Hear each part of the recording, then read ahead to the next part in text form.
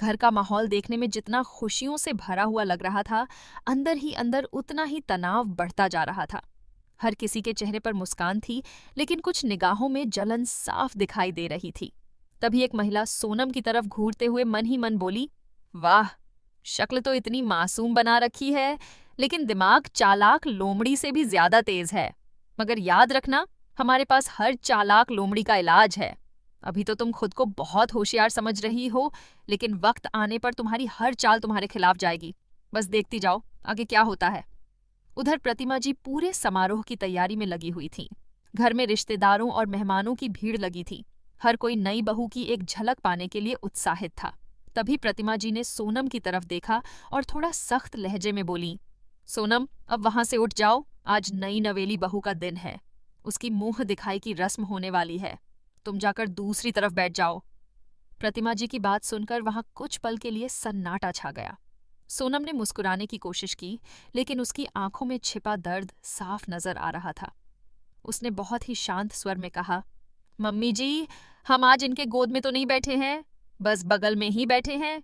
लेकिन अगर आपको हमारी वजह से कोई परेशानी हो रही है तो हम अब भी उठ जाते हैं।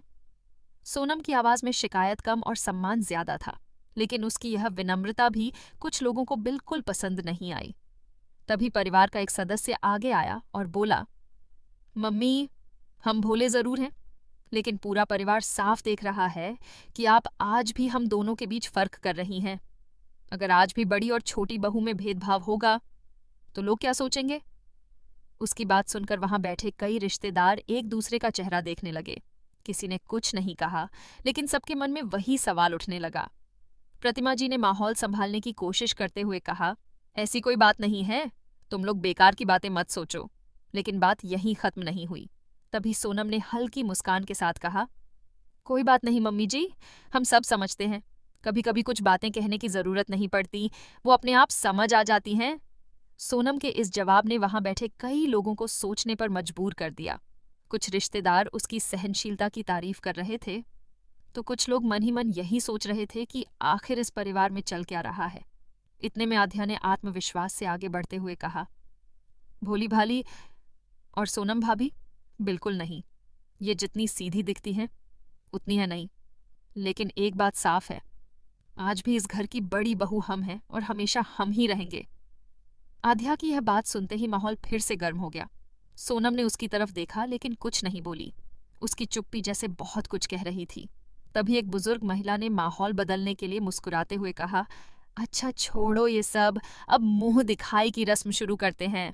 इतनी देर से सब इसी का इंतजार कर रहे हैं। सभी लोगों ने सहमति में सिर हिलाया। रस्म शुरू हुई और एक एक करके रिश्तेदार नई बहू को आशीर्वाद देने लगे। तभी एक महिला मुस्कुराते हुए बोली, प्रतिमा जी, आपको तो सच में चांद जैसी बहू मिली है, आप बहुत नसीब वाली हैं।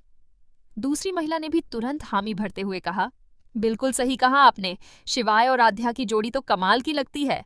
पूरे कन्नौज में इन जैसी जोड़ी शायद ही कहीं देखने को मिले। यह सुनते ही सब लोग उनकी तारीफ करने लगे, लेकिन कमरे के एक कोने में बैठी सोनम के चेहरे का रंग बदलने लगा। उसने धीरे से सूरज की तरफ देखा और नाराजगी छिपाते हुए फुसफुसाकर बोली, सूरज जी, देख रहे हैं ना, हे नन्ना, ये औरत आध्या की कितनी तारीफ कर रही है, लेकिन इसने आज तक एक बार भी हमारी तारीफ नहीं की, जबकि हम उससे भी ज्यादा सुंदर हैं।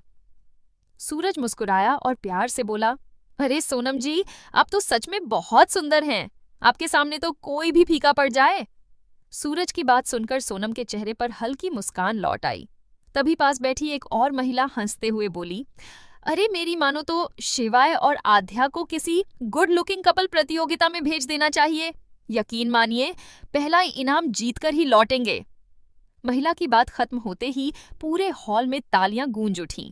हर कोई हंस रहा था, लेकिन उसी भीड़ में एक चेहरा ऐसा भी था जो मुस्कुरा जरूर रहा था, मगर उसकी आंखों में बदले की आग साफ दिखाई दे रही थी। उसने मन ही मन एक ऐसा फैसला कर लिया था जो इस खुशियों से भरे समारोह को कुछ ही देर में मातम में बदल सकता था। किसी को अंदाजा भी नहीं था कि मुंह दिखाई की यह रस्म अब एक ऐसे राज का दरवाजा खोलने वाली है जो पूरे परिवार की नींव हिलाकर रख देगा।